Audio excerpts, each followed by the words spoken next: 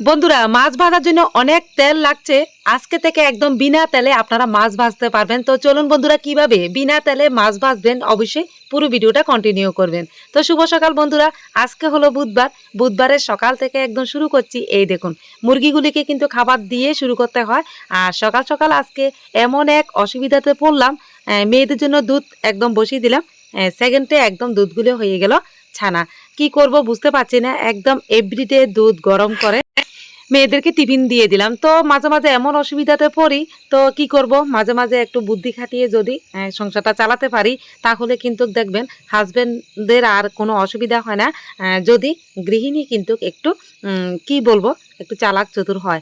এই দেখুন, তো বলছি না আমি বেশি চালাক, তো মাঝে মাঝে একটু চালাকিও করতে হয়। তো চলো কিভাবে একদম বিনা তেলে আমি মাছগুলি ভাজি করলাম। এখানে দেখুন, হলুদ, লবণ, আমি লাল লঙ্কার গুঁড়ো একদম ভালোভাবে কিন্তু একটু বেশি করে মেখে নিলাম।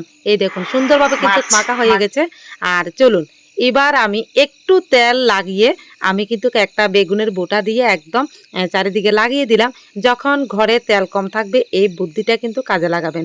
এই দেখুন একদম লো আঁচে আস্তে আস্তে করে কিন্তু এই মাছগুলি ভাজতে হবে। আমি যে একটু তেল দিলাম, আবার আপনারা বলবেন বিনা তেলে কেন বললাম।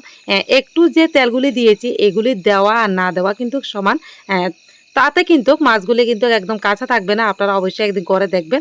একদমই বলতে গেলে বিনা তেলে। এই দেখুন একদম লাল লাল করে ভেজে নিয়েছি, কিন্তু একদম আস্তে আস্তে করে ভাজতে হবে। দেখুন তো একদম কত সুন্দর হয়েছে।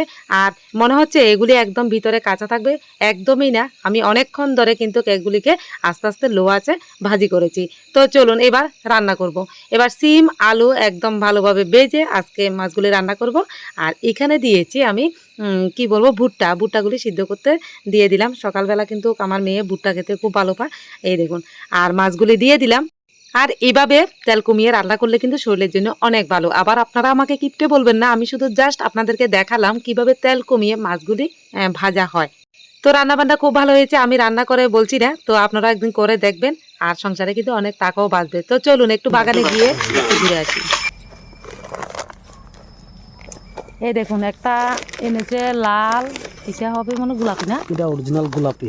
আর এটা এটা মনে এটা হয় সাদা, সাদা, সাদা এটা এবং লাল, শুধু ফুল বাগান। একদম সন্ধ্যা হয়ে গেল, এবার বাড়িতে চলে যাব। তো বন্ধুরা, সারাদিনের ব্লগটা কেমন লাগলো অবশ্যই জানাবেন। আর আমার বিনা তেলে মাছ ভাজা অবশ্যই কেমন হয়েছে সেটাও জানাবেন। আর এরকম নিত্য নতুন ভিডিও দেখতে আমার চ্যানেলের সাথে থাকবেন। সবাই ভালো থাকবেন, সুস্থ থাকবেন। পরের ভিডিওতে আবারও দেখা হচ্ছে। টাটা।